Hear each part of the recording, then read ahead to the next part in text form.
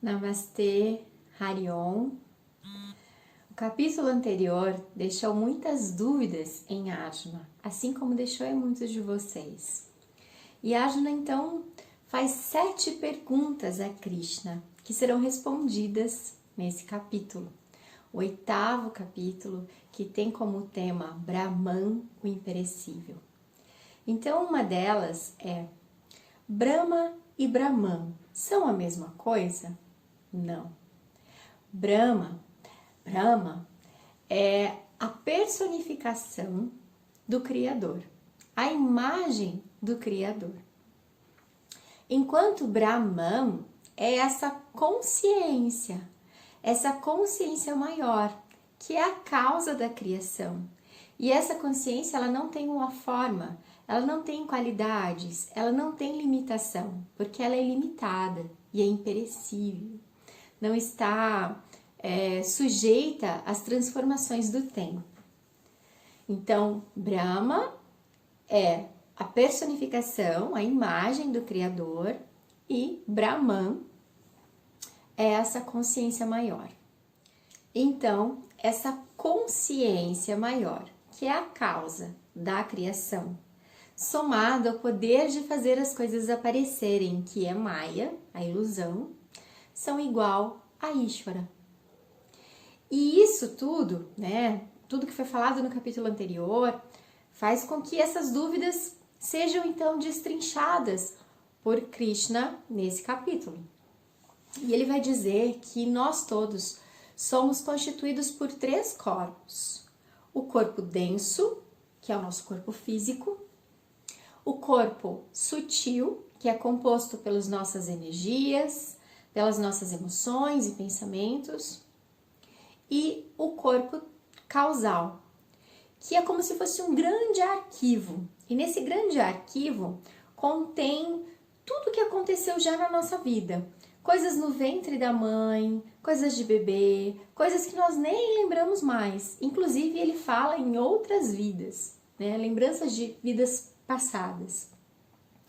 Assim como esse grande arquivo contém futuras tendências, coisas que possamos vir a desenvolver, vocações, possibilidades de vícios, enfim, tudo aquilo que ainda há de acontecer. E ele vai dizer que todos possuem esses 3 corpos, inclusive Ishvara. Então, o que seria os 3 corpos de Ishvara? O corpo denso, tudo isso que nós possamos ver ao nosso redor, todos nós, todo o universo, a natureza, os animais. O corpo sutil, todas as emoções, todos os sentimentos, pensamentos, toda a energia do universo nesse momento. Então, para e pensa, Esse momento que a gente está vivendo, principalmente, essa energia está bem pesada, falando universalmente mesmo.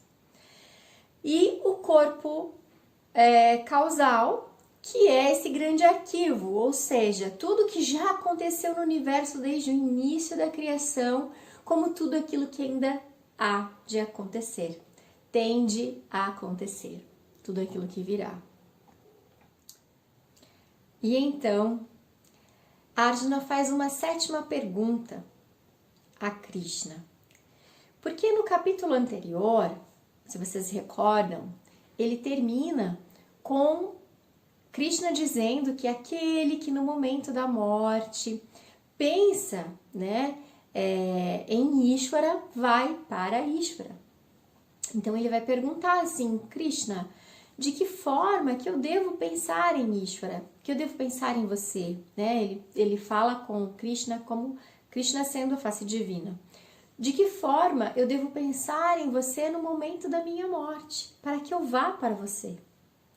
E então Krishna vai sorrir, e vai dizer para ele: não adianta, Não tem como eu dizer para você: olha, no momento da sua morte você vai fazer isso, isso, isso e isso.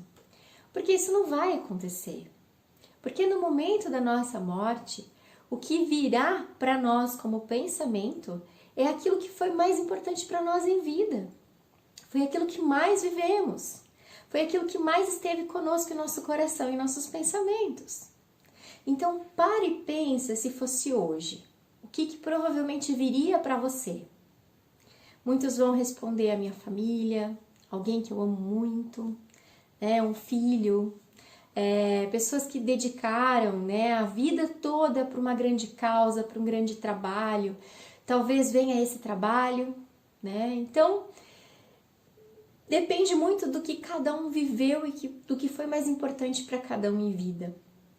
E então ele vai falar assim para Arjuna: então, Arjuna, me tenha em teu coração, viva a mim, me tenha em teus pensamentos e nas tuas ações. Ou seja, tenha uma vida de Karma Yoga, né? Porque na vida de Karma Yoga, nós olhamos o outro vendo a face divina. Então ele vai falar assim: me tenha, lute, viva a mim. E então assim, quando você deixar esse mundo, eu estarei nos seus pensamentos e você virá a mim.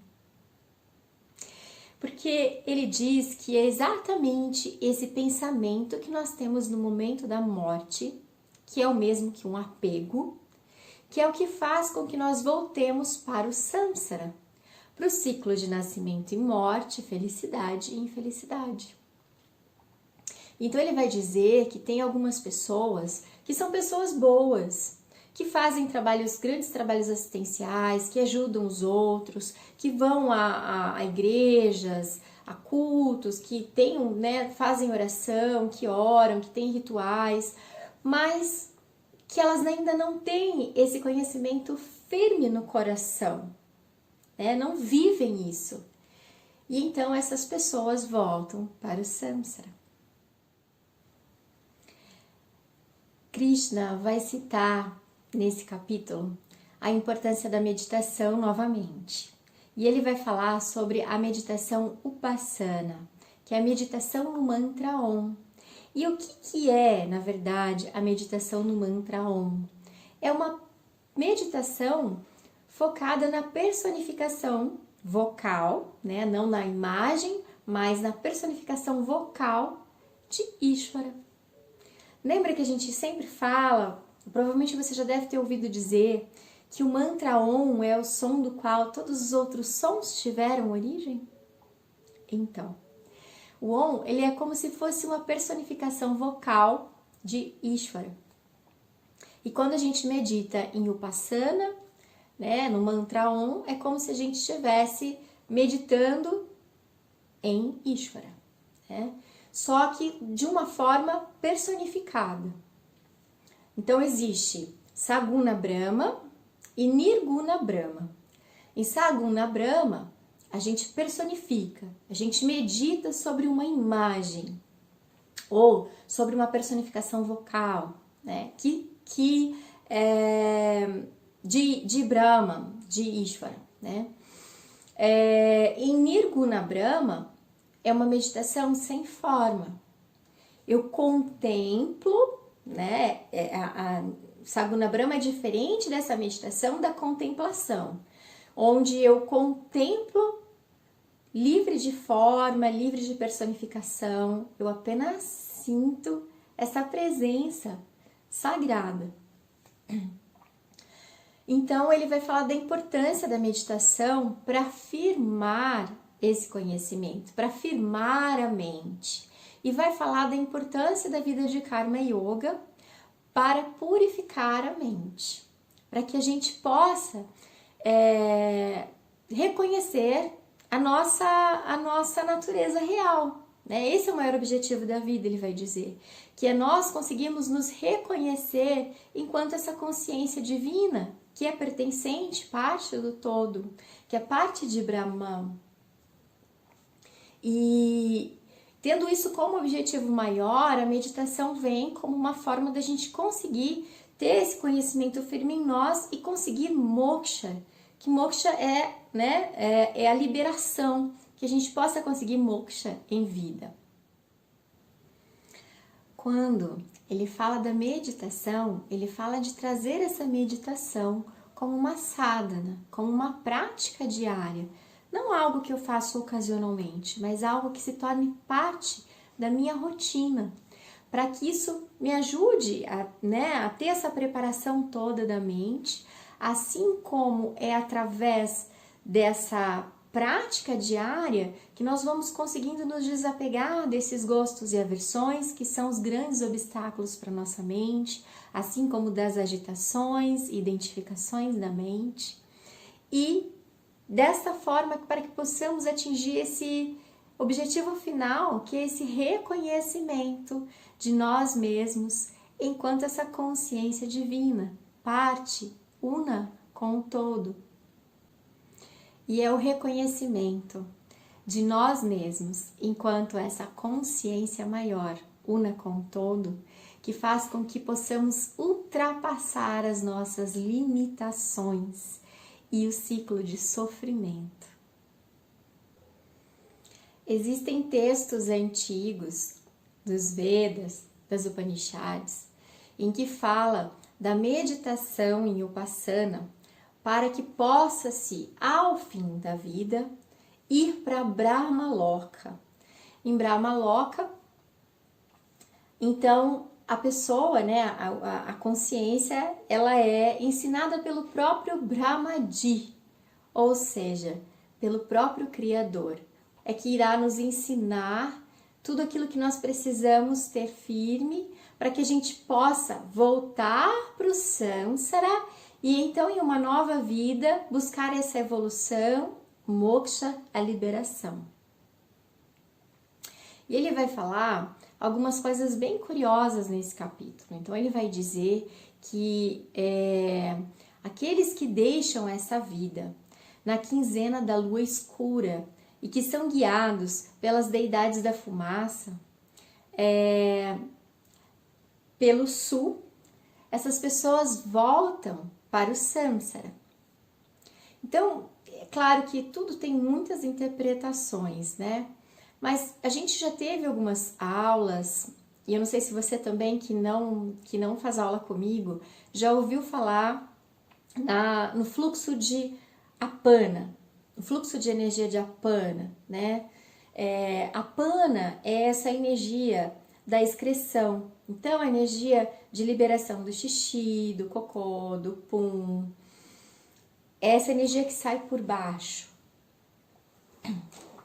Então, existem textos que dizem que quando nós deixamos esse mundo, a nossa alma, a nossa consciência, ela sai por baixo, nesse fluxo de Apana, que seria o sul, deixando pelo sul.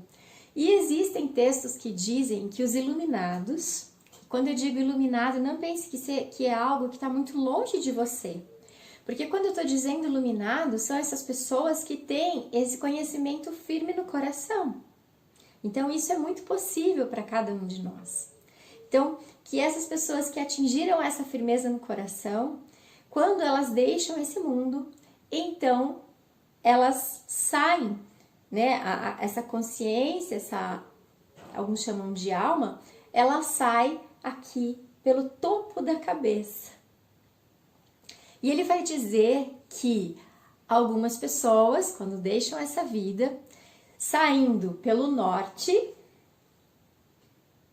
guiadas pelas deidades do fogo e da luz, e na quinzena de lua brilhante, essas pessoas vão para Ishvara, elas recebem moksha, a liberação. Krishna vai dizer que o yogin, tendo conhecimento desses dois caminhos, dessas duas possibilidades, de voltar para o Samsara, ou mesmo ir para Brahmaloka e depois voltar para o Samsara, ou receber a liberação, né, em vida, né, ou seja, nesta vida, ele opta pela liberação em vida. Então, que possamos despertar e realmente nos entregar para esse caminho do autoconhecimento, que possamos, livre das reservas, né, independente de religião, mas que a gente possa estar aberto para essa conexão maior, para esse reconhecimento de nós e do outro como consciência divina, que nós possamos ter uma vida realmente de Karma Yoga, né? Uma vida de entrega, de devoção. Porque quando a gente deixa os apegos e se entrega realmente para fazer as coisas por um propósito maior, livre, né, dessa intenção de receber algo em troca, mas simplesmente como uma oferta a Deus, ao sagrado, reconhecendo o sagrado em si e em tudo. Então, a vida passa a ter outro sentido e a gente passa realmente a trazer Deus para o nosso dia a dia. Esse relacionamento nosso com o Ishvara, deva ser o nome que você preferir dar, para o nosso dia a dia, para as nossas relações. Então, yoguinho, sabendo dos dois caminhos, busque moksha nesta vida. Recebam esse conhecimento com o coração aberto. Até o próximo vídeo. Namastê!